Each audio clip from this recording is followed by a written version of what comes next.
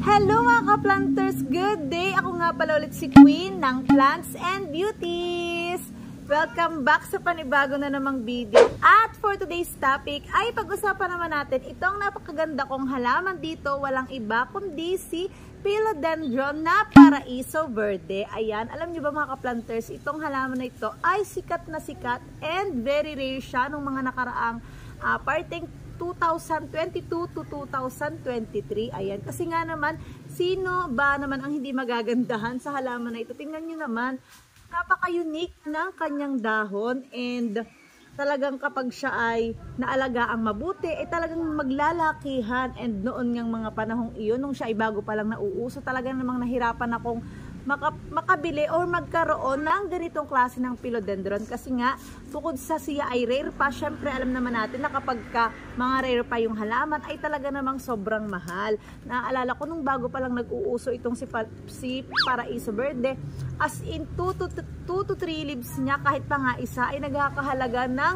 libo-libo. Bago ako nagkaroon nito ay pinababa ko muna yung presyo, as in nagkaroon ako nito ay dito ng late 2023. And sa video nga na ito mga ka-planters ay isi-share ko sa inyo ang care tips kung paano ko ba inaalagaan itong aking si Paraiso Verde, and yung syempre potting mix, sun exposure, yung pagwawater ko sa kanya. So ayun mga ka-planters, pag-usapan muna natin ang tungkol sa itsura or appearance nitong ating halaman for today. So ayun, katulad nga ng nabanggit ko sa inyo kanina, tingnan nyo naman kung gaano kaganda ang variegation and uniqueness ng dahon nitong si Philodendron Paraiso Verde. Tingnan nyo naman, sobrang lapad niya mga ka-planters, and then yung detail ng dahon niya, sobrang dami niyang iba't ibang kulay kang makikita. May parang medyo nag-silvery, tapos kapag bagong buka pa lang yung dahon niya, light green to lemon, parang lemon lime, and then may makikita ka din na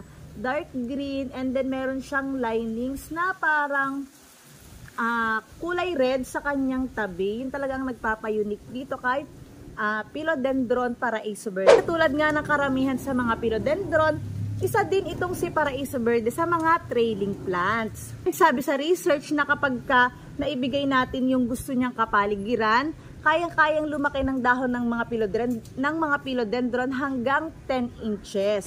And ito nga, since si Paraiso Verde ay isang trailing plant, pwede natin siyang lagyan ng ganitong coco pole para may pagkakapitan siya kapag tumataas na yung ating mga Paraiso Verde. Pero yung iba ang ginagawa, pag ayaw nila ng mga nagtitrail na halaman, yung parang bushy lang, pinagsasama-sama nila yung mga top cut, ayan, and then nilalagay lang nila sa isang pot, and then kapag tumataas na, yun kinakat lang nila uli, and then yung pagkakat, yun nga yung pag-uumpisahan ng mga panibagong sibol, kaya mas mukhang bushing tingnan. Ito kasing sa akin mga ka-planters, ang ginawa ko is pinatrail ko lang siya, and isang puno lang yung ginawa ko. And actually mga ka-planters, nakailang Paraiso Verde na din ako dahil nga nung nagkaroon ako ay yung dumaming-dumami na, and then nakapagbenta na rin ako ng mga ilang Paraiso Verde. And then, pag-usapan natin mga ka-planters kung paano nga ba i-maintain ang ganda ni Paraiso Verde. Kasi, alam nyo naman kapag nakakarinig tayo ng mga halaman na rare, parang nakakatakot alagaan. Kasi pag rare, parang sensitive. And nung una, ganun din ang akala ko kay Paraiso Verde. Kaya, parang nakakapanghinayang bilhin, di ba kapag rare and bago pa, baka mamaya is mamatay lang. And ito nga pala si Paraiso Verde, nabili ko na lang to ng wala pang 300 pesos, parang nasa 3 to 4 leaf na siya, pero hindi pa ganoon kalaki. And i-share ko pala sa inyo mga ka-planters na talagang hindi siya mahirap alagaan, kasi simula nung nabili ko ito last year, ngayon ko lang talaga ito nakitang nagkaroon ng nagye-yellow na dahon. Ito pa yung kauna-unahan niyang dahon na nabili ko nung hindi ko pa nga ito halos narerepat, nasa original pot pa siya. Ayan. Ito, makikita nyo siya, yung kahuli-hulihang dahon, and after magwa 1 year na, ngayon lang talaga siya nanilaw. And gano'n naman talaga ang mga halaman mga ka-planters, kahit gaano natin sila kaingatan, kapag nagmamatured na or talagang tumatanda na ang halaman, may malalanta at may malalangtang dahon. And gano'n naman, hindi naman yun masama, kasi minsan kapag sila ay nagpo-provide ng mga mas magaganda at panibagong dahon, ay talagang makakapansin tayo ng merong isang dahon na kailangan na ding malanta. Yun na nga yung mga luman-luma na nilang dahon. And yun na nga, mag-proceed na tayo mga ka-planters kung paano ba ang care tips na ginagawa ko sa aking mga philodendron na Paraiso Verde. Actually mga ka-planters, itong si philodendron ko na Paraiso Verde ay hindi ko yan masyadong alagain. Actually siya ay nakalagay lang sa isang shaded area. And karamihan naman talaga mga ka-planters ng mga philodendrons ay ayaw nila ng direct sun. Mas gusto nila yung bright but indirect sunlight. And pagdating naman sa watering ng mga philodendrons, mga ka-planters, gusto nila yung medyo moist lagi ang lupa. And gano'n naman talaga ang karamihan sa mga philodendron. Mas gusto pa nila na ma-overwater kesa mas ma-underwater sila. Kasi mas mapapansin nyo na kapag kinukulang sila sa dilig or nahahayaan natin na matuyuan yung potting mix or yung lupa ng ating mga philodendrons, lalo na yung mga aroid plants, mapapansin nyo na medyo droopy or parang hindi masigla, medyo parang palaglag yung kanilang mga dahon. And yun yung mga senyales na sila ay underwater and kailangan nyo na talagang magdilig. And pagdating naman sa tubig, ang ginagamit kong pangdilig sa aking mga tubig ay as usual, yung deep well na tubig or galing sa poso. Mas maganda sana yung ganun. And kapag naman tap water or galing dun sa mga tubig natin sa gripo na mayroong mga chlorine, mas magandang palipasin muna natin ang 24 hours bago natin siya gamitin at idilig sa ating mga halaman. And maganda pa nga kung umuulan at makakapag-ipon tayo ng tubig, gustong-gusto yan ng ating mga halaman, mga philodendron man, or kahit anong halaman, ay the best talaga ang rainwater. And itong si Paraiso Verde, dahil dun sa pinaglalagyan niya ay nakakakuha din siya ng tubig ulan kapag umuulan, and lalo ngayon sobrang ulan dito sa amin. Talagang ayan, napansin ko talaga na sobrang naglalakihan yung mga dahon na inilalabas nitong aking si Paraiso Verde, and sobrang bilis niya talagang magbigay ng bagong dahon sa akin simula nung nagtag-ulan dito sa aming lugar. And yun nga lang mga ka-planters, para masigurado natin na hindi naman siya masyadong magsasuffer sa root rot kapag sobrang maulang-maulan and bumabaha. Baka naman mamaya ay porket alam natin na ang mga trailing plants ay mahilig sa tubig, syempre pwede pa rin silang mag-suffer sa root rot kapag nasobrahan or mas nababad sila sa tubig. Kaya bigyan natin sila ng magandang or well-drained na paso or pot. Mas magandang butasan natin ng malalaki at madami ang kanilang paso para maiwasan nila na mag-root rot. Kasi ito talaga, kung ito ay hindi maganda ang naiibigay kong pagtutubig or kung hindi maganda ang watering na ginagawa ko sa kanya, malamang ito ay naubos na ang kanyang mga dahon. At mapapansin natin na kapag nag-root rot na ay talagang mula sa ibaba hanggang sa pataas na dahon ay talagang naninilaw. Hindi katulad nito na ang tagal na niyang naninilaw mga ka-planters, pero alam mo na hindi siya dahil sa root rot. Kasi ayan, parang papunta na siya sa pagka-brown, and hindi siya yung parang mabasa-basa and yung mushy ang dahon. Kapag mushy ang dahon na nagiging madilaw muna and then parang malabsak or mushy, it means na talagang nasobrahan sa tubig yung ating mga halaman. And yun nga, sa sunlight naman mga ka-planters, lahat naman ng halaman kapag hindi sanay sa direct sun ay talaga namang may tendency na masira ang dahon. So kaya naman ng mga philodendron na makareceive ng direct sun basta't hanggang 8 AM lang. Pero alam nyo ba minsan mga ka-planters, ang 8 AM dito sa amin kapag summer ay sobrang init na rin and kayang makasira ng mga halaman, lalo na kung hindi sila sanay sa direct sun. Kaya mas mabuti pa na yung mga ganitong halaman na sanay lang sa shaded area ay doon na lang natin ilagay. Halimbawa sa mga lugar na nakokoberan sila ng mga iba pang halaman or sa ilalim ng puno.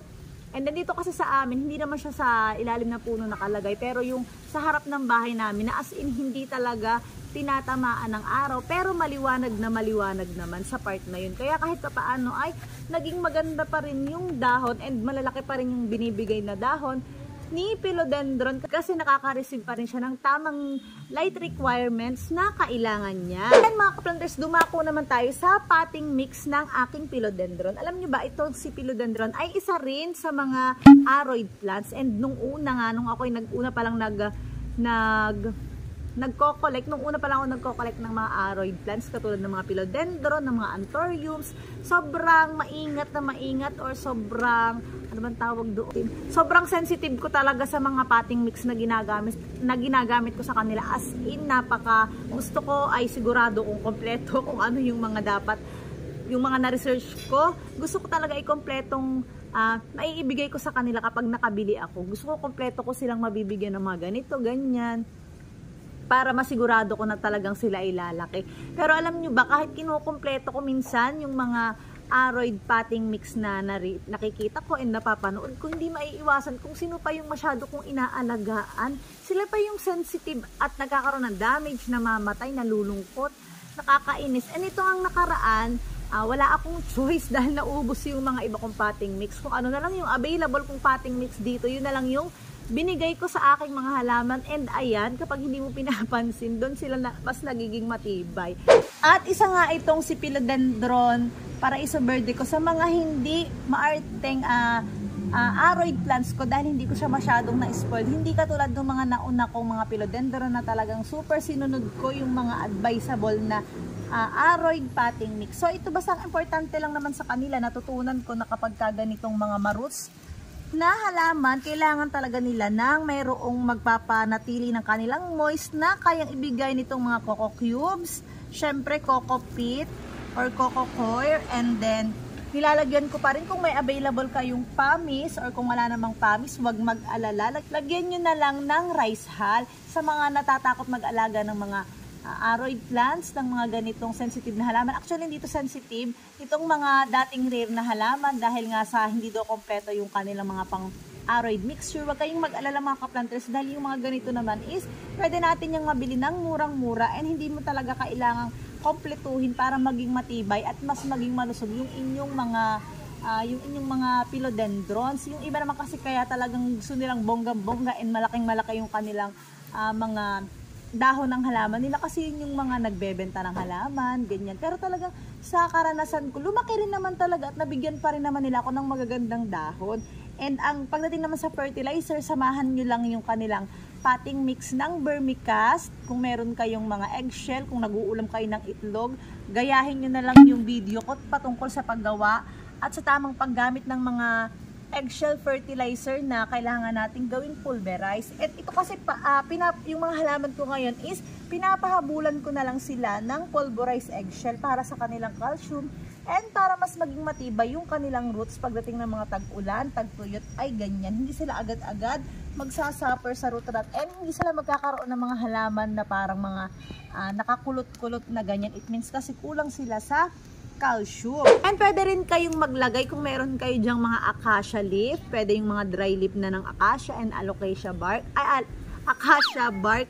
Yun, dati bumibili ako nun online, pero ngayon hindi na rin ako masyadong naglalagay kasi parang okay naman sila, mas lalo, nga sabi ko, pag masyado nating ini-spoiled ang halaman ay mas nagiging maarte. Pero kung gusto niyo talagang sobrang lulusog at ang tataba ng inyong mga halaman, much better talaga nalagyan niyo ng ganun kasi may mga nutrients din silang makukuha sa mga ganong potting mix. And yun naman ay optional. Ang sa atin kasi basta't meron kung anong available sa ating lugar, katulad ng mga dried cow manure, ayan, madali lang yan and mura pa, madaling hanapin.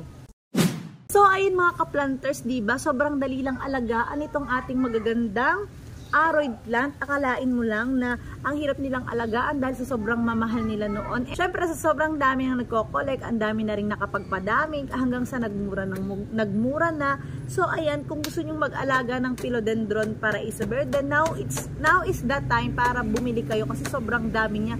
Yun ang mabibilhan sa halagang 100 pesos pataas ay magkakaroon na talaga kayo ng magagandang dahon na paraiso verde. Halos ito nga dito ay pwede mo nang mahingi dito sa amin sa sobrang dami na ng may alaga nito. And yun lang mga ka-planters, sana po ay nagustuhan nyo ang ating video for today. And kung hindi ka pa nakasubscribe sa aking channel, don't forget to subscribe at i-like and i-share mo na rin ang video na ito para mas marami pang ka-plantito at ka-plantito natin ang makapanood. Yun lang mga ka-planters, thank you for watching and